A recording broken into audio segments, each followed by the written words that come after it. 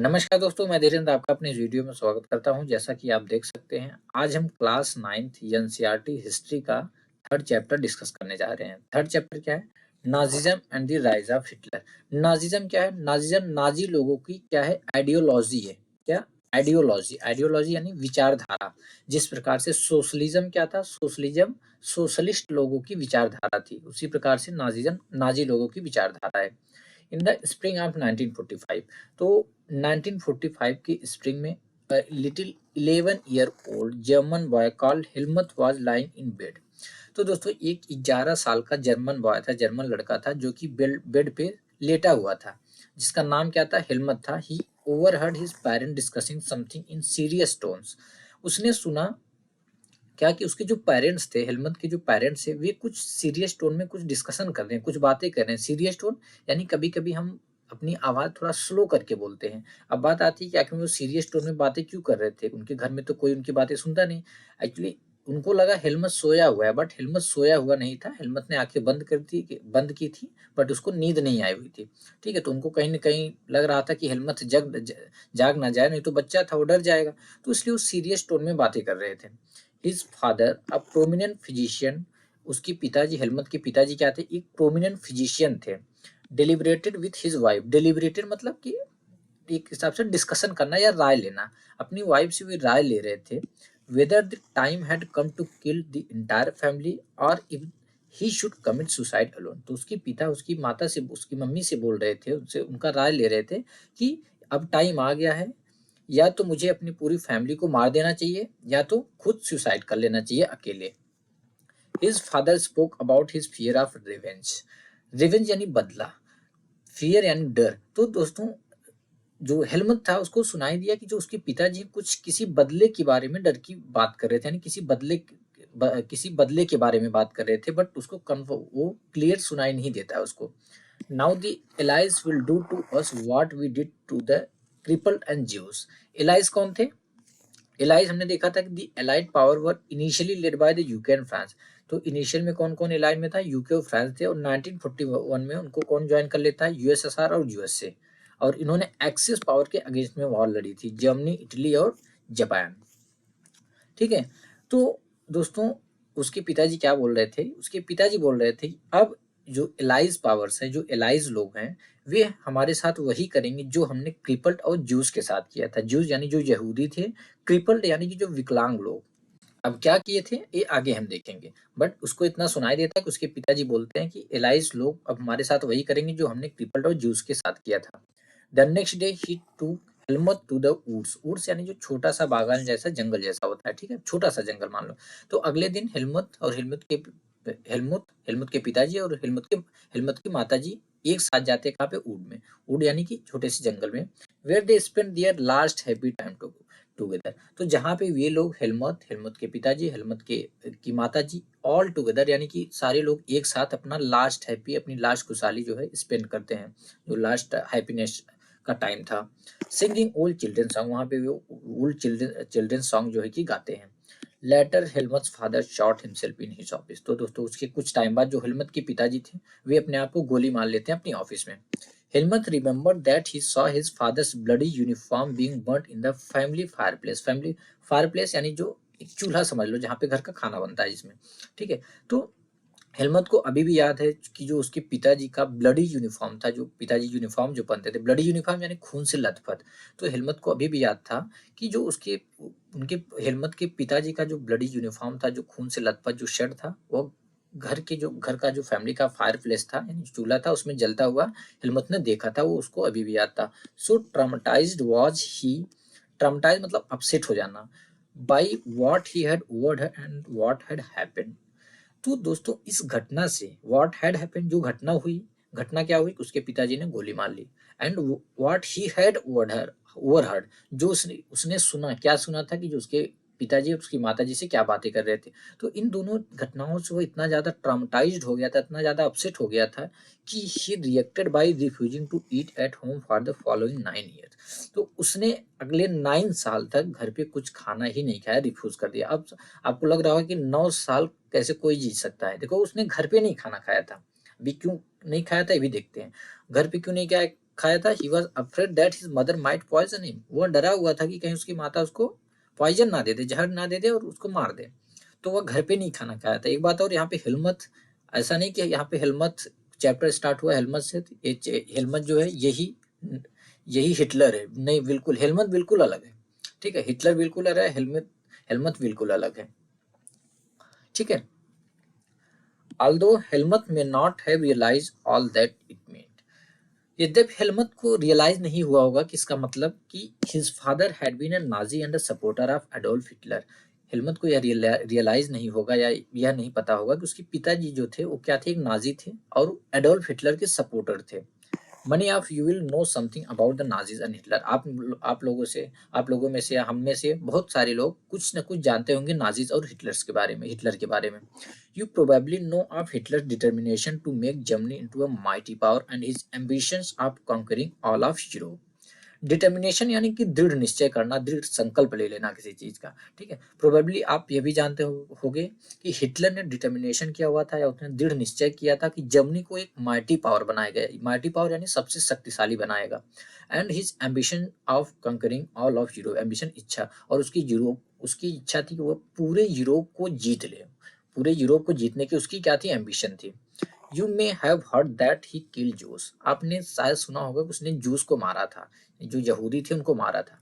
But Nazism was not one और to isolated acts, बस दोस्तों जो नाजिज्म है, जो नाजी आइडियोलॉजी है, वह केवल एक या दो आइसोलेटेड एक्ट के बारे में नहीं है कि उसने जो हिटलर था उसने जूस को मार दिया और वह पूरे यूरोप पे कब्जा करना चाहता है, नहीं जीतना चाहता था। यही केवल दो एक्ट या दो तीन घटनाएं, यही सारी जो है कि नाजिज्म के बारे में नहीं है। इट वॉज अ सिस्टम, तो नाजिज्म क्या था, यह एक सिस्टम था, a structure of ideas about the world and politics, world और पॉलिटिक्स के बारे में एक बहुत सारी आइडियाज का स्ट्रक्चर था, क्या, Nazism. Let us try and understand what Nazism was all about, चलो अब समझने की कोशिश करते हैं कि नाजिज्म, आखिर में जो नाजिज्म था वो था क्या। Let us see why Helmut's father killed himself, चलो अब देखते हैं कि जो हेलमट के पिताजी थे उन्होंने अपने आप को क्यों मारा। What the basis of his fear was, उनके फियर का, उनके डर का बेसिस क्या था, वे क्यों डरे हुए थे। इन मे 1945, मई 1945 में Germany surrender to the allies, Germany ने एलाइज, जो एलाइज पावर थी उनको सरेंडर कर देती है, उनको जाके सरेंडर कर देती, युद्ध में जर्मनी ने सरेंडर कर दिया। Anticipating what was coming, anticipate करना, अनुमान लगाना। Hitler, his propaganda minister Goebbels and his entire family committed suicide collectively in his Berlin bunker in April, collectively मतलब सामूहिक रूप से। तो दोस्तों जो हिटलर था उसको उसने एंटिसिपेट कर लिया था, उसको पता चल गया था, उसने अनुमान लगा लिया था कि इस युद्ध का अब रिजल्ट क्या होने वाला, इसका परिणाम क्या होने वाला। तो इसलिए हिटलर ने, उसके प्रोपेगेंडा मिनिस्टर जो गोबल्स था उसने, और उसकी इन दोनों की पूरी फैमिली ने अप्रैल में बर्लिन के एक बंकर में क्या किया, इन्होंने सुसाइड कर लिया, ठीक, क्योंकि हिटलर बहुत डरा हुआ था। अब बात आती है कि आखिर में उसने कौन सा अपराध किया था, हिटलर यही है हिटलर, इसने आखिर में कौन से अपराध किए थे कि इसने सुसाइड कर लिया। ये भी तो सरेंडर कर सकता था बट इसने नहीं किया। अभी हम आगे देखेंगे कि इसने क्या क्या ब्रूटिलिटी किया था। At the end of the war के एंड में an international military tribunal at Nuremberg was set up, एक इंटरनेशनल मिलिट्री ट्राइब्यूनल सेटअप होती है, स्टैब्लिश होती है, कहाँ पे, न्यूरेमबर्ग में। अब बात आती है कि इंटरनेशनल मिलिट्री ट्राइब्यूनल सेटअप क्यों होती है, to prosecute Nazi war criminals for crimes against peace, for war crimes and crime against humanity, उन नाजी लोगों को, जो वे नाजी क्रिमिनल जिन्होंने पीस के अगेंस्ट में, वार क्राइम और ह्यूमैनिटी के अगेंस्ट में जो क्राइम किया था, ठीक है, यानी कि पीस के अगेंस्ट में, शांति के खिलाफ, और ह्यूमैनिटी के खिलाफ जो उन्होंने क्या किया था, क्राइम किया था, कि इन्होंने नाजी क्रिमिनल्स ने उनको प्रोसिक्यूट करने के लिए, उनको सजा देने के लिए, ठीक है, यानी जो इंटरनेशनल मिलिट्री ट्राइब्यूनल थी वो न्यूरेमबर्ग में जो सेटअप हुई थी वो क्यों हुई थी, ताकि उन नाजी क्रिमिनल्स को प्रोसिक्यूट किया जा सके जो कि पीस और ह्यूमैनिटी के अगेंस्ट में क्राइम किए थे, अपराध किए थे। Germany's conduct during the war, Germany के जो कंडक्ट थे वॉर के दौरान, कंडक्ट यानी व्यवहार, या समझ सकते हो जो उसने काम किया था किसने, जर्मनी ने, specially those actions which came to be called crime against humanity, raised serious and moral and ethical question and invited worldwide condemnation, condemnation मतलब कि निंदा करना।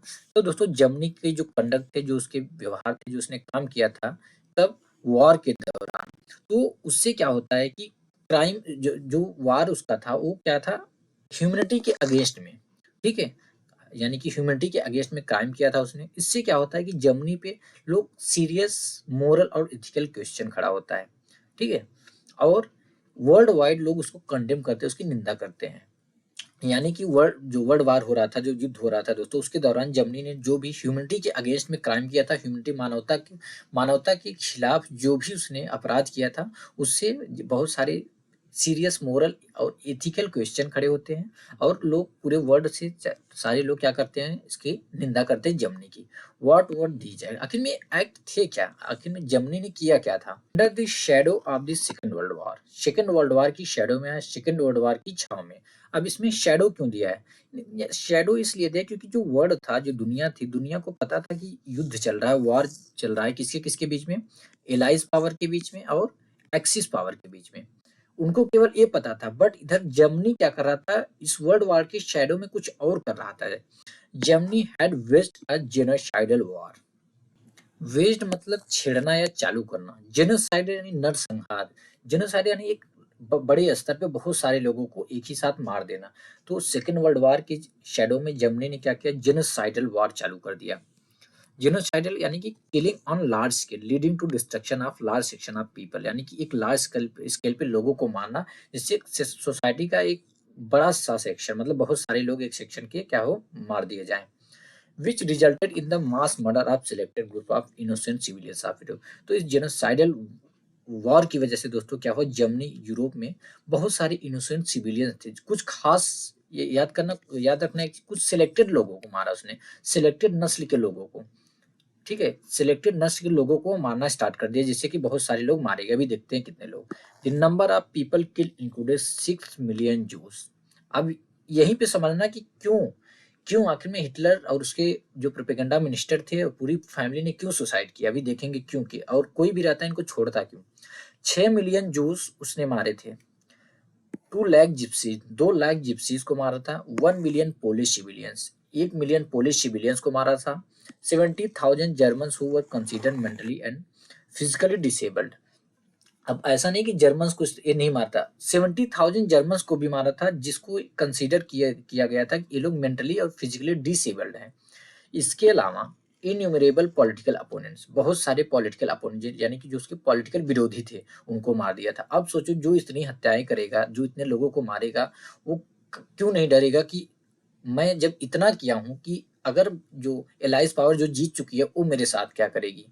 कहीं ना कहीं हिटलर बहुत ज्यादा डर गया था, तो बेस्ट है उसने क्या किया कि इनके हाथों से आने से अच्छा है कि मैं खुद को मार लूं। तो उसने क्या किया था, जर्मनी में सेकंड वर्ल्ड वॉर की शैडो में उसने क्या किया, जेनोसाइडल वॉर जो है कि वेस्ट कर दिया, चालू कर दिया। जिससे क्या हुआ कि यूरोप के एक selected people, selected group of innocent civilians को मार दिया गया, ठीक है।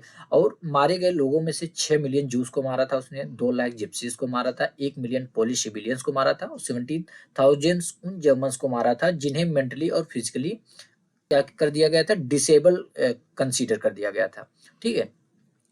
और बहुत सारे जो उसके इन्यूमरेबल पॉलिटिकल अपोनेंट थे। Nazi divide an unprecedented means of killing people. तो दोस्तों नाजी लोगों ने डिवाइस मतलब तैयार करना, अनप्रेसिडेंटेड मींस यानी कि एक बहुत ही बेजोड़, बहुत बिल्कुल अलग, जो कि पहले किसी ने ऐसा ना किया हो। तो नाजी लोगों ने लोगों को मारने का एक बिल्कुल अनप्रेसिडेंटेड मींस जो है कि तैयार किया।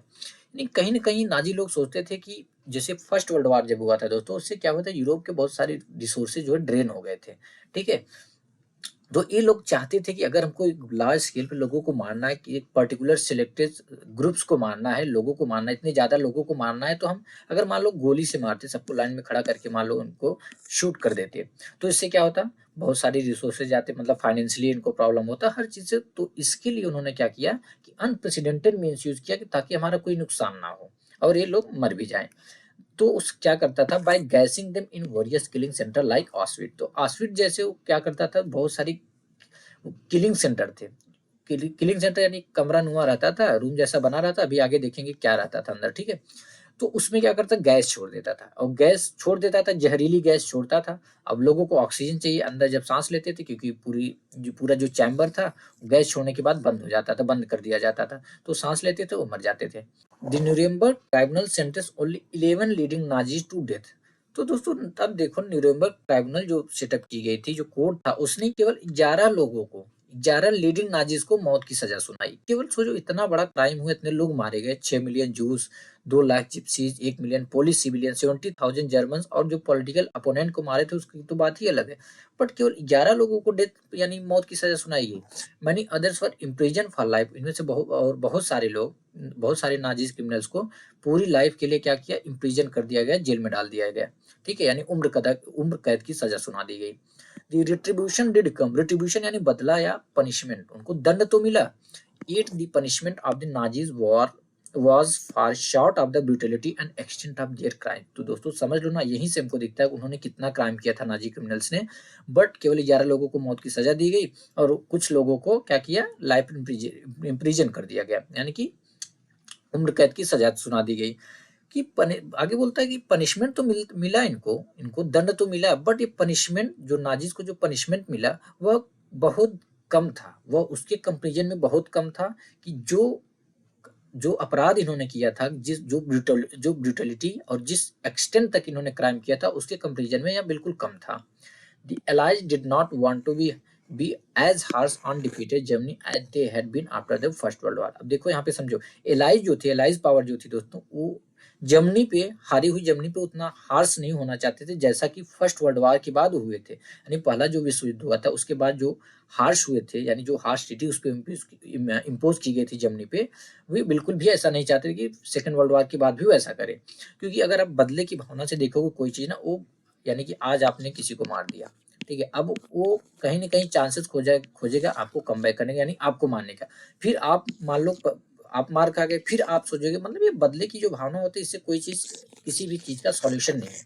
ठीक है, तो ये चीज एलाइज को समझ में आ गया था कि बदले की भावना से अगर हम फिर वही काम करेंगे जो कि फर्स्ट वर्ल्ड वार के बाद हुआ, हमने किया, तो ये सिचुएशन बहुत खराब होगा। क्योंकि everyone came to feel that the rise of Nazi Germany could be partly traced back to German experience at the end of the first world war. क्योंकि सारे लोगों को लगता था, सारे लोग का यही मानना था कि कहीं ना कहीं फर्स्ट वर्ल्ड वार का के एंड में, यानी जब फर्स्ट वर्ल्ड वार खत्म हुआ तो जर्मन लोग का जो अनुभव था, यानी जो जर्मन के लोग थे, जो उस टाइम जो उनको फील हो रहा था, उसका कहीं न कहीं योगदान है नाजी जर्मनी के राइज होने पे या नाजी जर्मनी के आने में। ठीक है, यानी कि सारे लोगों का मानना था, सारे लोग को ऐसा लगता था कि जो नाजी जर्मनी आई ना, नाजी जर्मनी को आने में कहीं न कहीं इसका भी हाथ है। किसका? कि आफ्टर द फर्स्ट वर्ल्ड वार, जो फर्स्ट वर्ल्ड वार हुआ उसके बाद लोग जो महसूस कर रहे थे जर्मन के लोग, व्हाट वाज दिस एक्सपीरियंस, यानी कि जर्मन के लोग कहीं न कहीं उनके मन में आया कि हम भी, आज तो हम तुमने हमको मार लिया, टाइम आएगा हम भी बदला लेंगे। ठीक है, तो यहाँ पे ये अनुभव, एक्सपीरियंस करने का ये मतलब है। व्हाट वाज दिस एक्सपीरियंस, आखिर में ये एक्सपीरियंस क्या था? Birth of the Weimar republic. तो सेक्शन 1 में देखते हैं कि birth of the Weimar republic. Germany a powerful empire in the early years of the 20th century for the first world war alongside the Austrian Empire and against the Allies। तो जैसा कि हम जानते हैं जर्मनी जो कि बहुत ही powerful empire था, उसने early years of 20th century के शुरुआत में उसने फर्स्ट वर्ल्ड वार लड़ा, पहला विश्व युद्ध लड़ा। कब से कब? 1914 से 1918 के बीच में। तो जो फर्स्ट वर्ल्ड वार उसने लड़ा, जर्मनी एक जो कि एक बहुत ही पावरफुल एम्पायर था, किसके साथ लड़ा था उसने? ऑस्ट्रियन एम्पायर के साथ। हमने देखा था ना सेकंड चैप्टर में, जर्मनी ऑस्ट्रिया एक साथ थे। तो जर्मनी जो कि बहुत ही पावरफुल एम्पायर था, उसने फर्स्ट वर्ल्ड वार ऑस्ट्रिया के साथ लड़ा किसके अगेंस्ट में? एलाइज के अगेंस्ट में। एलाइज में कौन कौन थे? इंग्लैंड, फ्रांस और रशिया। तो 1914 से 1918 के 1914 से 1918 तक फर्स्ट वर्ल्ड वार चला था। ठीक है, all join the war enthusiastically hoping to gain from a quick victory. Enthusiastically यानी कि बहुत ही उत्सुकता से। ठीक है, तो सारे, क्योंकि सारे बड़े एम्पायर थे, सारे लोग जो है इस युद्ध में पार्टिसिपेट कर लेते हैं, युद्ध में भाग ले लेते हैं, कि कहीं ना कहीं उनको लगता था, कि उनको आशा थी कि ये जल्दी से हम युद्ध जीत जाएंगे, मतलब युद्ध जल्दी से खत्म हो जाएगा और हम जीत जाएंगे। Little did they realise that the war would stretch on. जब यह वार स्ट्रेच होता चला गया, कंटिन्यू होता चला गया, तब जाके उनको कुछ टाइम बाद रियलाइज हुआ कि eventually draining Europe of all it's resources. तो दोस्तों उनको रियलाइज होता है कि हम वार तो नहीं जीत पाए, बट हाँ फाइनली क्या हुआ, जो यूरोप के रिसोर्सेज थे, इससे सारे रिसोर्सेज जो है ड्रेन हो गए, यानी खत्म हो गए। Germany made initial gains by occupying France and Belgium. तो स्टार्टिंग में जर्मनी थोड़ा जीतता है, जर्मनी जो है, जर्मनी मेड इनिशियल गेन, यानी स्टार्टिंग में जर्मनी थोड़ा जीतता है कि वो फ्रांस और बेल्जियम को ऑक्यूपाई कर लेता है। यानी कि जब स्टार्ट हुआ, जब फर्स्ट वर्ल्ड वार जब स्टार्ट हुआ, तो स्टार्टिंग में इसको सफलता मिलती है, किसको? जर्मनी को, और तो उसने क्या करता है, वो क्या करता है, जर्मनी फ्रांस और बेल्जियम को ऑक्यूपाई कर लेता है। However the allies strengthened by the US entry in 1917। तो दोस्तों बट क्या होता है, अब यहाँ पे यूएस की एंट्री आ जाती है। अभी हम देखेंगे फर्स्ट वर्ल्ड वार, सेकेंड वर्ल्ड वार, दोनों में यूएस का योगदान था। यूएस की वजह से ही जो पार्टी होती है जीतती है। तो एलाइज मजबूत हो जाते हैं, लोग स्ट्रांग हो जाते हैं जब इस युद्ध में फर्स्ट वर्ल्ड वार में एंट्री हो जाती है किसकी, यूएस की। कब होती है, 1917 में। सोचो 1917 में ही इसकी एंट्री हुई, 1918 में वर्ल्ड वार खत्म हो गया। 1914 में स्टार्ट हुआ था, 1917 में यूएस ने एंट्री मारा, 1918 में खत्म। On defeating Germany and the central powers in November 1918। तो दोस्तों एलाइज को जैसे ही ज्वाइन किया यूएसए ने 1917 में, यूएस ने ज्वाइन किया, तो एलाइज पावर जीत जाती है और जर्मनी हार जाती है। याद रखना, जर्मनी सेंट्रल पावर कब हारती है, नवंबर 1918 में। इसको याद रखना, इस टाइम को थी नवंबर 1918 में जर्मनी हारती है। The defeat of Imperial Germany and the abdication of the emperor gave an opportunity to parliamentary party to recast German politics। तो दोस्तों देखो, जब वर्ल्ड वार चल रहा था ना, तो उस टाइम बहुत सारे लोग थे, बहुत सारी पार्लियामेंट्री पार्टीज थी, बहुत सारी पार्टी थी जो कि पार्लियामेंट बनाना चाहती थी, यानी मोनार्क शासन को खत्म करना चाहती, इंपेरियर को पसंद नहीं करती थी। वो लोग बोलते थे नहीं, इंपेरियर शासन सही नहीं है, डेमोक्रेसी चाहते थे, यानी कि जहाँ पे सारे लोगों को वोट देने का अधिकार हो, और जो गवर्नमेंट बने वो इलेक्शन के बेसिस पे बने, यानी जो गवर्नमेंट हो उसको लोग चुने, उसका चुनाव लोग करें। ठीक है।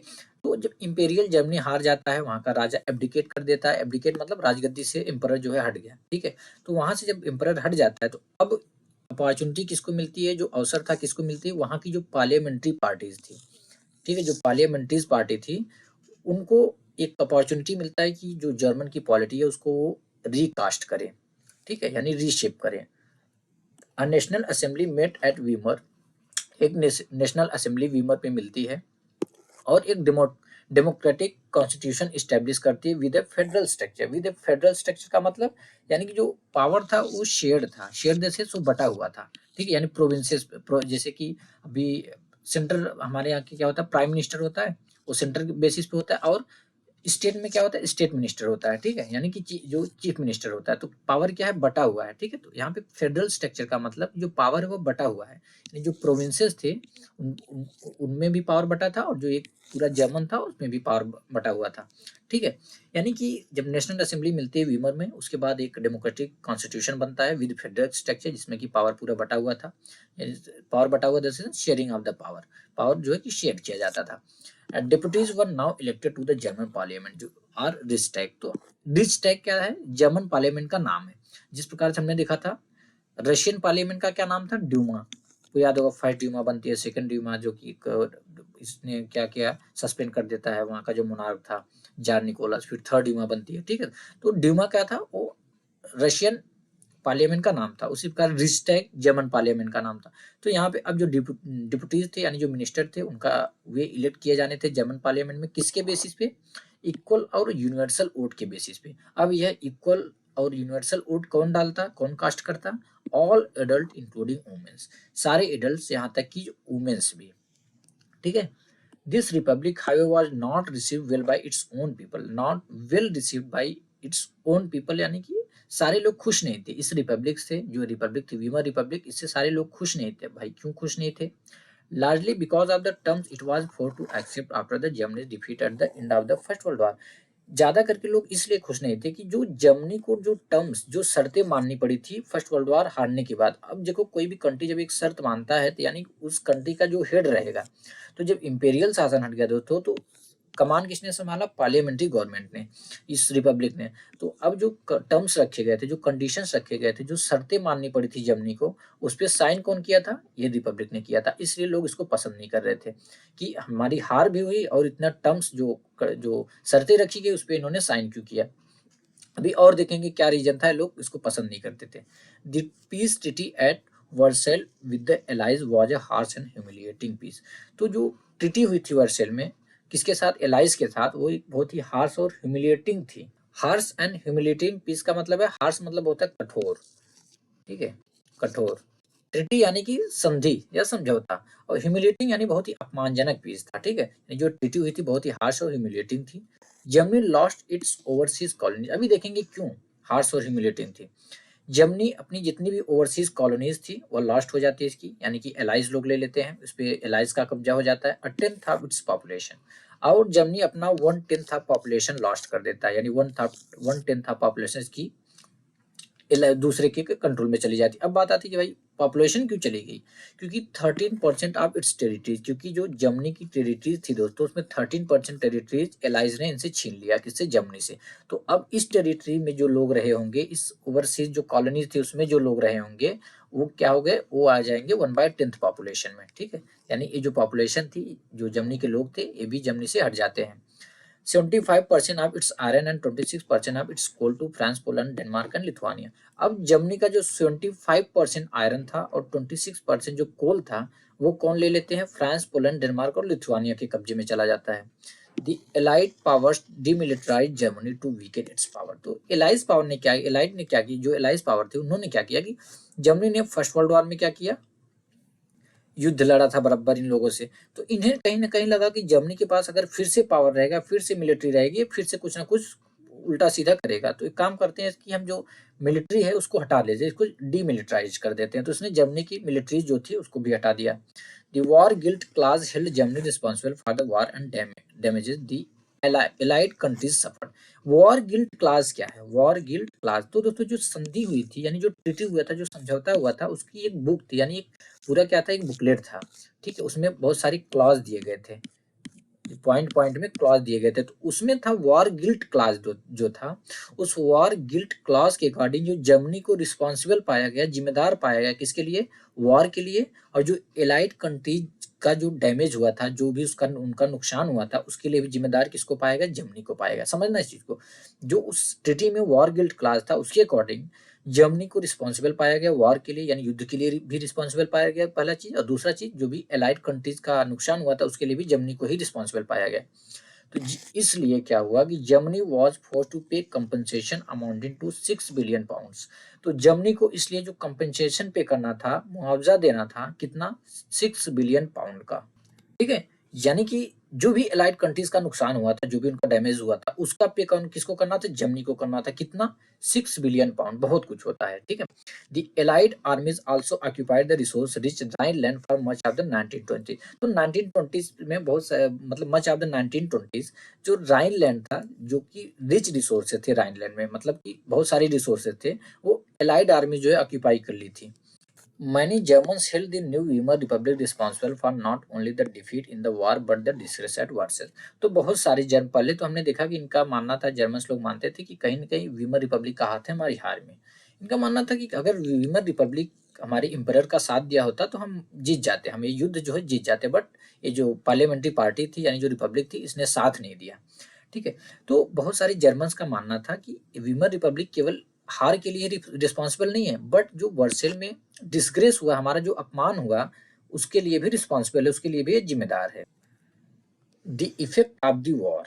अब देखते हैं दोस्तों उस वॉर का, उस युद्ध का इम्पैक्ट क्या रहा, उसका प्रभाव क्या रहा। The war had a devastating impact on the entire continent both psychologically and financially.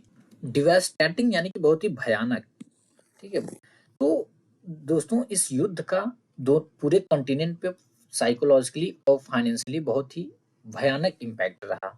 From a continent of creditors, यानी जो यूरोप था, जो कि क्रेडिटर्स का कॉन्टिनेंट था, यानी यूरोप लोगों को उधार देता था, Europe turn into one of debtors. अब वही यूरोप डेप्टर्स, कर्जदारों का कॉन्टिनेंट हो गया।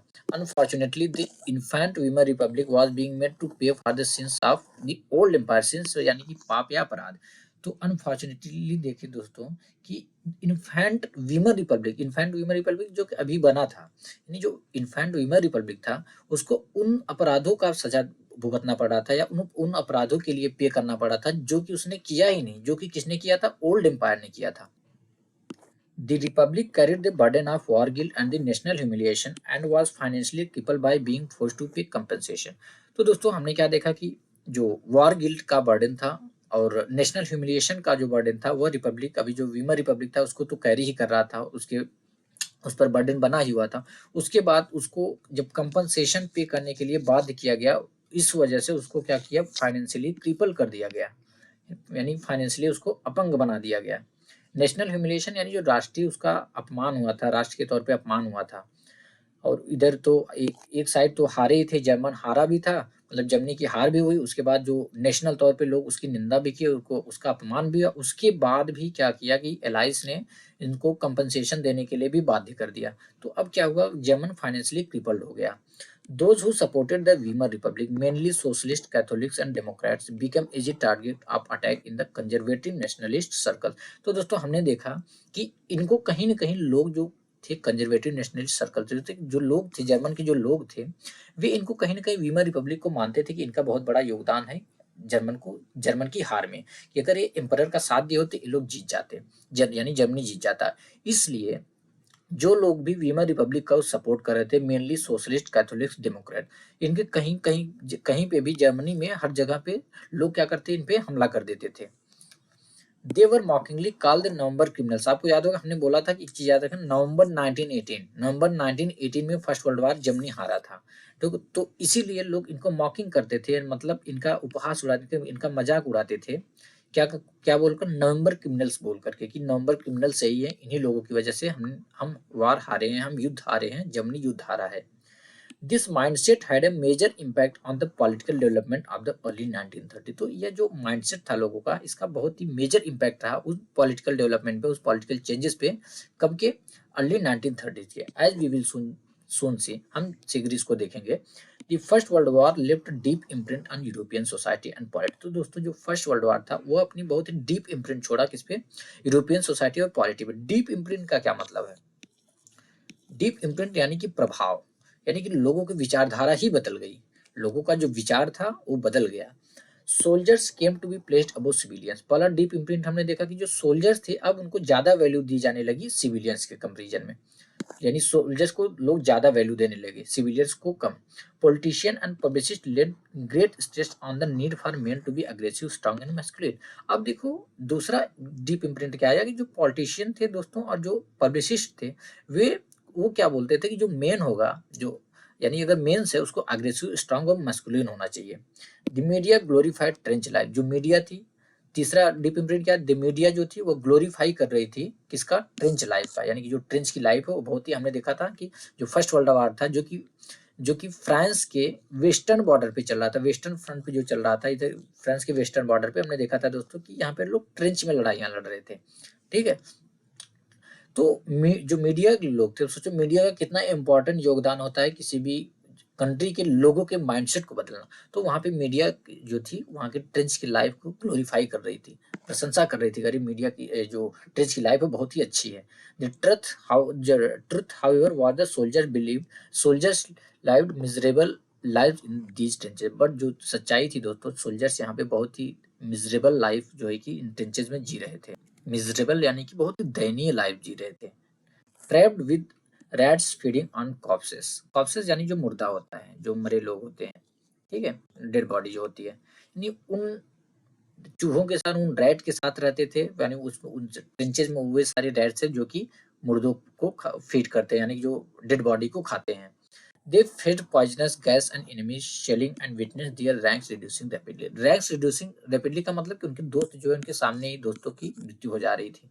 तो वे पॉइजनस गैसेस को फेस करते थे, उनका सामना करते थे, दुश्मनों की गोलियों का सामना करते थे, और अपने सामने देखते थे कि उनके जो दोस्त हैं वो कितने रैपिडली जो है कि कम होते जा रहे हैं, मतलब मरते जा रहे हैं।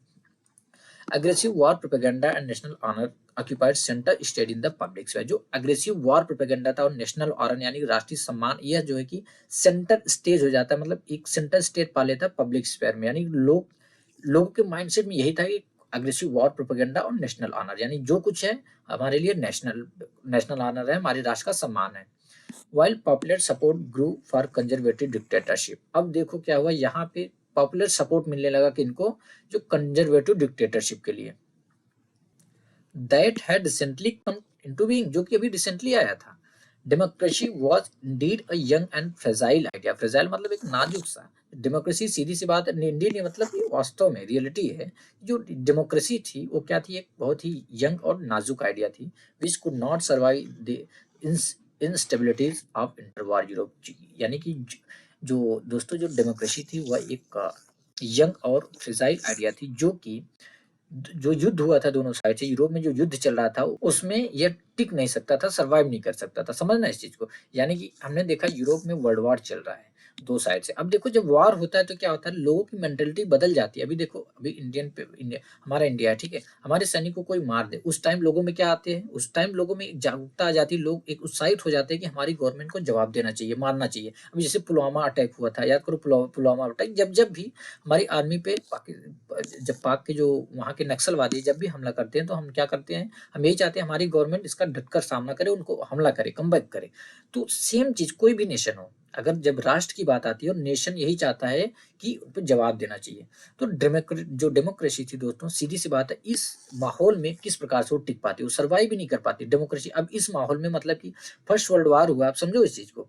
अभी जैसे कि हमारी कंट्री पे मान लो कोई भी दूसरा देश हमला किया, ठीक, उस टाइम हम क्या सोचेंगे कि हमारी कंट्री को जवाब देना चाहिए, हमला करना चाहिए। अब उस टाइम अगर कोई पॉलिटिकल पार्टी वो बोले नहीं, हमको किसी को नहीं मारना चाहिए, हम डेमोक्रेसी, हमको किसी को नुकसान नहीं पहुंचाना चाहिए, इस पार्टी को कोई पसंद करेगा?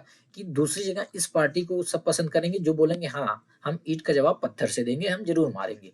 तो सारी जनता, जो सारी यहाँ की जनता होगी, सारे लोग किसको पसंद करेंगे? इसको पसंद करेंगे जो डिक्टेटरशिप की बातें करेगा, ठीक है। तो हमने देखा कि जो एग्रेसिव वॉर प्रोपेगेंडा था, नेशनल ऑनर था, यह हर जगह लोग इसी के दीवाने हो गए थे, हर जगह लोग इसी की बातें कर रहे थे, इसकी वैल्यू हो रही थी। जबकि ये कंजर्वेटिव डिक्टेटरशिप था जो कि अभी रिसेंटली आया था, उसको पॉपुलर सपोर्ट मिलने लगा, ठीक है। तो democracy was indeed a young, जो हमने देखा इस सिचुएशन में दोस्तों, जो डेमोक्रेसी हो, सीधी सी बात है, वास्तव में एक यंग और फ्रेजाइल आइडिया है, जो कि इस इंस्टेबिलिटी जो हुई थी उसमें टिक नहीं सकता है। Political radicalism and economic crisis, the birth of the Weimar Republic coincided with the revolutionary uprising of the Spartacist League on the pattern of the Bolshevik Revolution in Russia। दोस्तों इसको समझने के लिए हम सेकंड चैप्टर में चलते हैं, socialism in Europe and Russian revolution. तो रशियन रिवॉल्यूशन में हमने क्या देखा था कि मोनार्क को हटाने के लिए, यानी जो जार निकोलस को हटाने के लिए लोग अपराइजिंग करते हैं। तब जब जार निकोलस हट जाता है, वहां पे एक प्रोविजनल गवर्नमेंट स्टेब्लिश होती है। कौन सी गवर्नमेंट? Provisional government. अब जिस टाइम वहां पे प्रोविजनल गवर्नमेंट शासन कर रही थी, या प्रोविजनल गवर्नमेंट सत्ता में आ रही थी, उसी टाइम वहां पे बोल्शेविक ग्रुप भी उभर रहा था। जो बोल्शेविक अपराइजिंग थी वो भी चल रही थी। तो सेम उसी पैटर्न पे, यानी कि जिस पैटर्न पे रशिया में प्रोविजनल गवर्नमेंट के टाइम में ये बोल्शेविक ग्रुप अपराइजिंग कर रहा था, सेम उसी पैटर्न में यहाँ पे वीमर रिपब्लिक के टाइम में, यानी जो वीमर रिपब्लिक बनता है, तो यहाँ पे स्पार्टसिस्ट लीग के लोग थे, स्पार्टसिस्ट लीग के लोग थे जो कि रिवॉल्यूशनरी अपराइजिंग कर रहे थे, ठीक है। यानी कि हमने क्या देखा कि रशिया में जब रशियन रिवॉल्यूशन में हमने देखा कि जिस प्रकार वहाँ पे प्रोविजनल गवर्नमेंट बनती है, उसी टाइम वहाँ पे बोल्शेविक ग्रुप्स के लोग उभरते हैं। तो उसी सेम पैटर्न पे यहाँ पे जब वीमर रिपब्लिक बनती है, सेम पैटर्न पे यहाँ पे स्पार्टसिस्ट लीग के लोग क्या करते हैं? रिवॉल्यूशनरी अपराइजिंग करते हैं। Soviet of workers and sellers were establish, Soviet बनाए जाते हैं किसके किसके? वर्कर्स के और सेलर्स के। जैसे यहाँ पे हम देख सकते हैं कि एक रैली है जो कि किसके द्वारा ऑर्गेनाइज की गई है? रेडिकल ग्रुप के लोगों के द्वारा, जिनको स्पार्टसिस्ट लीग बोल रहे हैं। The political atmosphere in Berlin was charged with demand for Soviet style government। तो जो पॉलिटिकल जो एटमॉस्फेयर बन गया बर्लिन का, लोग डिमांड करने लगे कि उनको सोवियत स्टाइल गवर्नेंस चाहिए, जिस प्रकार से सोवियत में गवर्नमेंट है। Those opposed to this, such as the socialist and Catholics, met in Weimar to give shape to the democratic republic. वे लोग जो इसके अपोज में थे, जो इस प्रकार सोवियत स्टाइल गवर्नमेंट नहीं चाहते, जैसे डेमोक्रेट, सोशलिस्ट, डेमोक्रेट और कैथोलिक्स, ये वीमर में मिलते हैं और इस डेमोक्रेटिक रिपब्लिक को शेप करने के लिए। The Weimar Republic crush the uprising with the help of a war veteran organized called Free Corps. Free Corps वे लोग थे जो कि फर्स्ट वर्ल्ड वॉर लड़े थे। तो वीमर रिपब्लिक भी क्या करती है? सेम, आपको याद है, सेम पैटर्न पे प्रोविजनल गवर्नमेंट ने क्या किया था? प्रोविजनल गवर्नमेंट ने भी बोल्शेविक ग्रुप के लोगों को क्रश करने का, उनका जो अपराइजिंग था उसको क्रश करने का, उसको खत्म करने का प्रयास किया था। तो यहाँ पे सेम वीमर रिपब्लिक भी वही करती है। क्योंकि एक चीज जान लो, हमने सेकंड चैप्टर में देखा था, पावर जब आती है किसी के पास तो करप्ट होता है। तो वहां पे कौन करप्ट हुआ? Provisional government. यानी कि मोनार्क के बाद प्रोविजनल गवर्नमेंट, लोग सोचे प्रोविजनल गवर्नमेंट सही होगी, वो भी करप्ट हो जाती। अब यहाँ पे देखो वीमर रिपब्लिक भी करप्ट हो गई। वीमर रिपब्लिक क्या करती है कि अपराइजिंग को क्रश करने के लिए, जो विद्रोह को खत्म करने के लिए, जो एक पुराना ऑर्गेनाइजेशन था फ्री कॉप्स करके, जिसमें कि सैनिक लोग थे जो कि फर्स्ट वर्ल्ड वॉर लड़े थे, उनकी मदद से ये पूरा क्रश करने की कोशिश करती है, विद्रोह को दबाने की कोशिश करती है। द एंगिश Spartacist later founded the Communist Party of the Germany. अब देखो यही एंगिस्ट जो स्पार्टसिस्ट थे, वे बाद क्या करते हैं? कम्युनिस्ट पार्टी ऑफ जर्मनी को फाउंड करते हैं। एंगिस्ट यानी कि दुखी या परेशान, यानी जो स्पार्टसिस्ट के लोग थे वो बिल्कुल परेशान हो गए थे कि बार-बार इनको क्रश करने की कोशिश किया जा रहा है, यानी इनको दबाने की कोशिश किया जा रहा है। तो बाद में वे क्या करते हैं, communist Party of Germany, Germany की कम्युनिस्ट पार्टी बनाते हैं। Communist and socialist henceforth became a irreconcilable enemies। इरेकंसाइलेबल का मतलब होता है कि कट्टर, ठीक है। तो अब क्या हुआ, कम्युनिस्ट और सोशलिस्ट दोनों एक दूसरे के क्या हो गए, कट्टर विरोधी हो गए, और इस वजह से ये कभी भी हिटलर के अगेंस्ट में एक साथ होकर लड़ नहीं पाए, हिटलर का विरोध नहीं कर पाए। Both revolutionaries and militant nationalist cried for radical solution. दोनों जो रिवोल्यूशनरीज थे, मिलिटेंट नेशनलिस्ट थे, दोनों भी रेडिकल सॉल्यूशन चाहते थे। Political radicalisation was only heightened by the economic crisis of 1923। जो पॉलिटिकल रेडिकलाइजेशन था, इसको ताकत कब मिलती है, जब इकोनॉमिक क्राइसिस आता है 1923। Germany had fought the war largely on loans.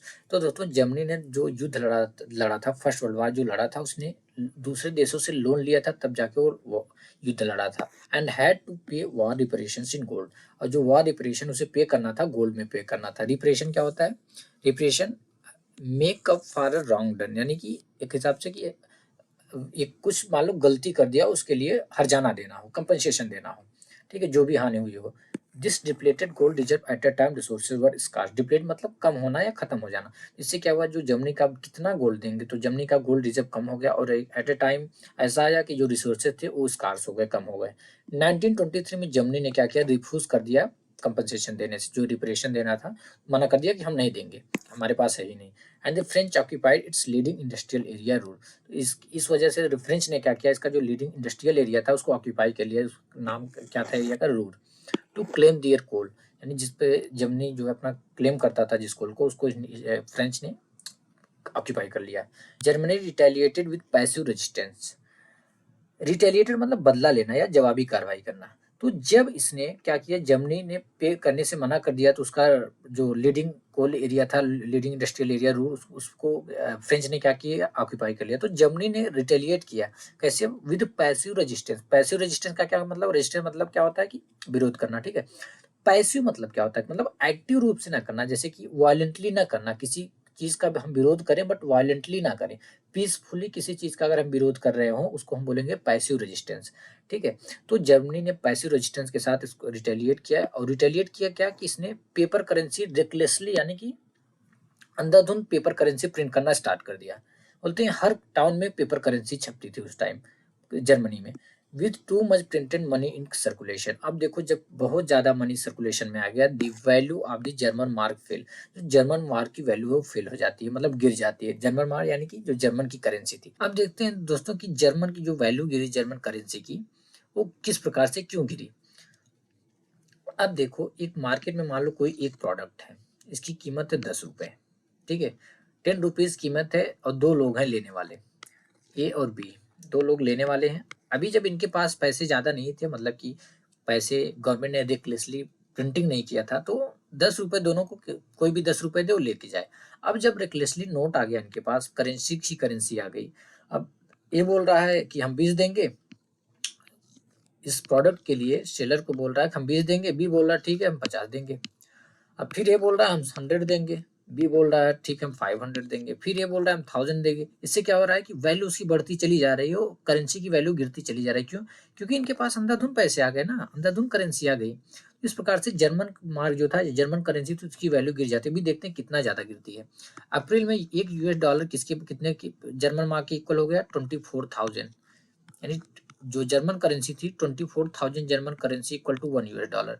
और जुलाई में यह जर्मन करेंसी हो जाती 3,53,000, और अगस्त में हो जाता है 46,21,000। सोचो 1 US dollar equal to 46,21,000 marks, यानी कि जर्मन करेंसी। अब आगे क्या होता है, 9,88,60,000 मार्क्स बाय दिसंबर। दिसंबर में अब सोचो ना, एक US डॉलर कितने के बराबर हो गया, 9,88,60,000 मार्क्स के बराबर हो गया, यानी जर्मन करेंसी के बराबर हो गया। The figure had run into figure trillions में चला जाता है। As the value of the mark collapse, जब इसकी वैल्यू कोलैप्स होती है, जर्मन करेंसी की वैल्यू कोलैप्स हो जाती है, प्राइस ऑटोमेटिक बढ़ जाते हैं। जैसे कि अभी हमने यहाँ पे एक्सप्लेन किया, तो प्राइसेस क्या होते हैं, बढ़ जाते हैं। The image of Germans carrying carload of currency note to buy a loaf of bread was widely publicized, evoking worldwide sympathy। तो एक जब इमेज छपा मार्केट में, एक इमेज आता है जिसमें कि दिखाया गया कि जर्मन के लोग कार्ट लोड में पैसे भर के ले जा रहे हैं, पैसे भर के ले जा रहे हैं केवल ब्रेड का एक टुकड़ा लेने के लिए, तो वर्ल्ड वाइड सिंपथी, लोग सिंपथी दिखाते हैं जर्मनी की ओर। This crisis came to be known as hyper inflation. इस क्राइसिस को किसके नाम से जाना जाता है, हाइपर इन्फ्लेशन के नाम से। यानी कि हाइपर इन्फ्लेशन क्या होता है, सिचुएशन में प्राइसेस राइज फेनोमिनली हाई। जब प्राइसेस जो होती हैं, एक ऐसा सिचुएशन जब चीजों की प्राइसेस फेनोमिनली हाई हो जाती है, बहुत ज्यादा हाई हो जाती है, ठीक है। Eventually, the Americans intervened and bailed Germany out of the crisis by introducing the DAS plan. Eventually यानी कि अंत में इंटरवेन, अमेरिका ने इंटरवेन किया, बिल्ड जर्मनी, बिल्ड मतलब बाहर निकाला, तो जर्मनी ने सॉरी बाद में क्या होता है दोस्तों, जब अमेरिका इंटरवेन करता है और जर्मनी को उस क्राइसिस से बाहर निकालता है, कैसे, by introducing Dawes plan, Dawes plan को इंट्रोड्यूस करके, which revoke the terms of reparation to ease the financial burden of German. तो जर्मन का जो फाइनेंशियल बर्डन था उसको कम करने के लिए इसने जो जो टर्म्स थे रिपरेशन के, मतलब कि ये जो हानिपूर्ति, जो हानि हुई थी, जो लास्ट के मतलब जो डैमेजेस हुए थे जीती हुई कंट्रीज को, उसके लिए जो पे करना था जर्मनी को, उसको फिर से क्या करता है, रिवोक करता है, फिर से उसको तय करता है। तो यहाँ पे देख सकते हो, homeless man queuing a for night shelter. यहाँ पे सारे लोग नाइट शेल्टर के रुकने के लिए एक लाइन लगाए हुए हैं। 1923 का है। The years of depression, the year between 1924 and 1928 saw some stability। तो दोस्तों जब यूएस इंटर करता है उसके बाद इनकी स्टेबिलिटी थोड़ा स्टेबल होते हैं। 1924 से 1928 के बीच में कुछ स्टेबिलिटी देखने को मिलता है। It this was built on sand, but यह स्टेबिलिटी सैंड पे था, एक बालू मतलब जो रेत होता है, जो बालू होता है उस पे था। German investment and industrial recovery were totally dependent on the short term. तो जर्मन इन्वेस्टमेंट जो था और इंडस्ट्रियल रिकवरी तो किस पे डिपेंड थी, टोटली डिपेंड थी शॉर्ट टर्म लोन्स पे। और वो लोन लार्जली कहाँ से लिया गया था, यूएसए से लिया गया था। This support was withdrawn when the Wall Street exchange crashed in 1929। अब देखो, जब किसी का बिगड़ता है चारों साइड से बिगड़ता है। अब यूएस इनका मदद कर रहा था, इनकी हेल्प कर रहा था। अब यह सपोर्ट यूएस से हट जाता है कब, जब wall Street exchange, wall Street exchange क्या था, the name of the world biggest stock exchange located in USA. यह दुनिया का सबसे बड़ा स्टॉक एक्सचेंज था जो कि यूएसए में था। ठीक है, तो वॉल स्ट्रीट एक्सचेंज जब क्रैश होता है तब यूएस अपना सपोर्ट हटा लेता है जर्मनी से, क्योंकि ये ऑलरेडी यूएस घाटे में चला गया। अब यूएस को अपनी इकोनॉमी देखनी है ना, तो अपना सपोर्ट यूएस हटा लेता है 1929 में। Fearing a fall in prices, people made frantic effort to sell their shares. Frantic का मतलब जल्दबाजी में, ठीक है, यानी कि जब लोगों को डर था कि अब जो है वॉल स्ट्रीट एक्सचेंज क्रैश हो गया तो चीजें जो है बहुत तेजी से शेयर की प्राइसेस गिर जाएंगी। इस डर की वजह से लोग फ्रैंटिक एफर्ट करने, फ्रैंटिक प्रयास करने लगे अपने शेयर बेचने के लिए। On one single day 24 October 13 million share वाल छोड़, तो सोचो 24 अक्टूबर को 13 मिलियन शेयर बेचे गए। This was the start of the great economic depression. तो दोस्तों यही ग्रेट इकोनॉमिक डिप्रेशन का स्टार्ट था, यानी कि ग्रेट इकोनॉमिक डिप्रेशन का शुरुआत। ओवर द नेक्स्ट 3 ईयर्स, अगले 3 साल 1929 से 1932 के बीच में, the national income of the USA fail by half. जो नेशनल इनकम थी यूएसए की बाई हाफ डाउन हो जाती है। नेशनल इनकम क्या होता है कि जो देश के लोग कमाते हैं, जो देश के लोग अपने अर्निंग करते हैं, जो देश का इनकम होता है, ठीक है। या बोल सकते हैं द टोटल अमाउंट या total money earn by your Nations, people and business, यानी उस नेशन का या यूएसए जो था वहाँ के लोग, वहाँ का जो बिजनेस था उसके द्वारा जो भी मनी अर्न की गई उसको हम क्या बोलेंगे, नेशनल इनकम बोलेंगे। फैक्ट्रीज शट डाउन, फैक्ट्रीज बंद हो गई। एक्सपोर्ट फेल, जो एक्सपोर्ट था, जो दूसरे देशों को सामान सप्लाई करता तो अभी डाउन हो जाता है। फार्मर्स वर बैडली हिट, जो फार्मर्स थे उनको उनकी बहुत दुर्दशा होती है, बैडली हिट होते हैं। Speculators withdraw their money from the market. जो स्पेकुलेटर्स क्या होते हैं, स्पेकुलेटर जो कि अपना पैसा कहीं पे लगाते हैं प्रॉफिट के लिए। तो जो स्पेकुलेटर थे जो कि मार्केट में अपना पैसा लगाए थे वो मतलब वापस लेने लगते हैं। The effect of this recession in the US economy were failed, economy were failed world wide. तो जो इफेक्ट था इसका वर्ल्ड वाइड फेल होता है। जो यूएस इकोनॉमी, जो रिसेशन, रिसेशन क्या होता है, रिसेशन मतलब मंदी, जो यह मंदी था यूएस इकोनॉमी का, वह पूरे वर्ल्ड वाइड जो है लोग उसका अनुभव करते हैं। The German economy was the worst bye the economic crisis. सबसे ज्यादा अगर कोई इकोनॉमी जो है कि हिट हुई इसके द्वारा, वो कौन हुई, जर्मन इकोनॉमी। क्योंकि वो यूएस पे डिपेंड थी। By 1932 industrial production was reduce to 40% of the 1929 level. अब देखो जब 1929 लेवल पे जो इंडस्ट्रियल प्रोडक्शन हुआ था दोस्तों जर्मनी में, उसके कंपेरिजन में अब 1932 में जो इंडस्ट्रियल प्रोडक्शन कम होता है वो कितना 40% हो जाता है कम। यानी अगर मान लो 100% था 1929 में, तो 1932 में क्या होता है 60% हो जाता है इंडस्ट्रियल प्रोडक्शन। वर्कर्स लॉस्ट दियर जॉब, जो वर्कर्स होते हैं उनको अपनी जॉब खो देते हैं या उनको कम वेजेस पे एम्प्लॉय रहना पड़ता है, यानी कि उनको जो एम्प्लॉयर जो उनको वेजेस दे रहा था वो कम हो जाता है, उसकी सैलरी उनकी वेजेस कम हो जाती है। The number of unemployed touched an unprecedented 6 million. अब जो बेरोजगारों की संख्या थी, बेरोजगारों का नंबर था वो अनप्रेसिडेंटेड 6 मिलियन हो गया, यानी 60 लाख लोग बेरोजगार हो गए। On the street of Germany, you could see men with placard around their necks saying willing to do any work। तो जर्मनी की स्ट्रीट में उस टाइम में नॉर्मल था, आप कहीं पे भी देख सकते हैं कि लोग अपने नेक के अराउंड एक प्ले कार्ड लटकाए हुए थे, उसमें लिखा था willing to do any work, मतलब कोई भी काम कर सकते हैं वे। अनएम्प्लॉयड यूथ प्लेड कार्ड, जो अनएम्प्लॉयड लोग थे, बेरोजगार लोग थे, क्या थे, पत्ते खेलते थे। Simply sat at street corner, या स्ट्रीट कॉर्नर पे बैठे रहते थे। Or desperately queued up at the local employment exchange. ये लोकल एम्प्लॉयमेंट एक्सचेंज क्या होता है? एक क्या होती है, एक ऑफिस होती है, ठीक, मान लो गवर्नमेंट की ऑफिस है, लोकल गवर्नमेंट की ऑफिस है, यहाँ पे मजदूर लोग जाएंगे, अपना नाम दे देंगे। अब जिनको मान लो बड़े बड़े बिजनेसमैन को किसी की जरूरत है, कोई मजदूर की जरूरत है, वो लोग आएंगे इस एम्प्लॉयमेंट एक्सचेंज सेंटर पे इसको हायर करने के लिए। जो सैलरी होगी वो मजदूर और इनके बीच में नहीं होगी, वो लोकल एक्सचेंज के बीच में, ये जो लोकल एक्सचेंज सेंटर इसके बीच में और बिजनेसमैन के बीच में होगी।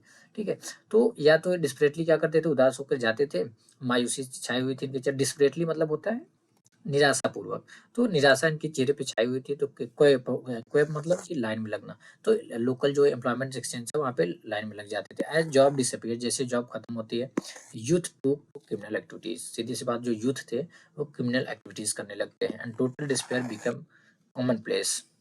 डिस्पेयर यानी कि निराशा जो होता है वो कॉमन हो जाता है, लोगों के चेहरे पे सीधे नजर आती है। अब जैसे यहाँ पे देख सकते हैं फिगर 6 में, स्लीपिंग ऑन द लाइन, ये लाइन पे क्वेप है वहीं पे सो जाते हैं। ड्यूरिंग द ग्रेट डिप्रेशन, जब ग्रेट डिप्रेशन का टाइम था, unemployed could not hope for either ways और शेल्टर, इनको ना ही इनको आशा थी कि कोई वेज मिलेगा, ना ही शेल्टर यानी रहने का। The economic crisis created deep anxieties and fear in people.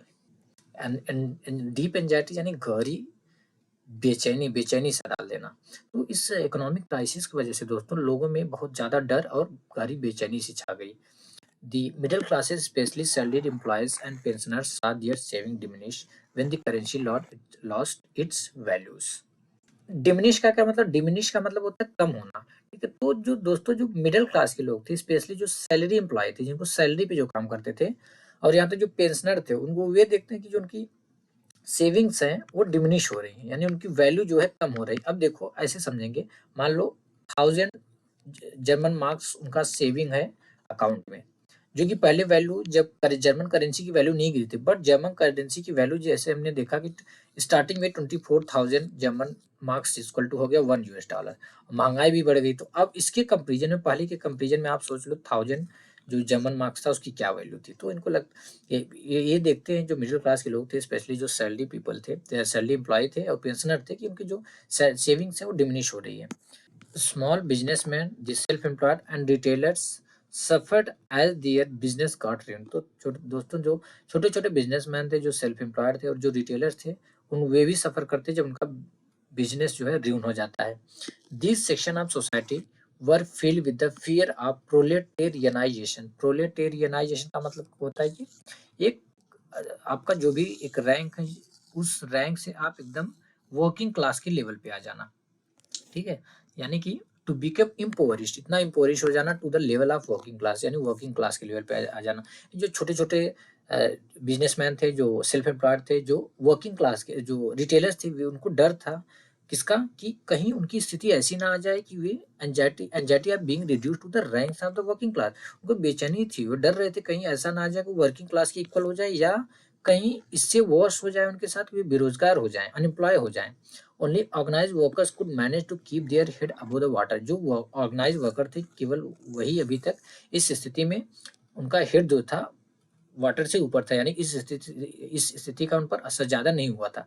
ये ऑर्गेनाइज़ वर्कर क्या होता है? एक organise worker is an association, एक एसोसिएशन होता है वर्कर्स का, ठीक है? जो कि एक सिंगल एसोसिएशन होगा, बहुत सारे लोग होंगे इसमें। ये क्यों काम करते हैं? ये अपने इकोनॉमिक स्टेटस को और वर्किंग कंडीशन को इम्प्रूव करने के लिए काम करते हैं। यानी कि इनकी सीधी सी अगर कोई इनको कोई आता है, सिटीज़ में क्या होता है, कोई आता है एम्प्लॉयी लेने के लिए, मतलब कि कोई मज़दूर लेने के लिए बोल देंगे इतना प्राइस है, इतने में 1 दिन का इतना वेजेस है। इससे कोई मोल-भाव नहीं, मतलब इनका हायर रहता है थोड़ा, ठीक है?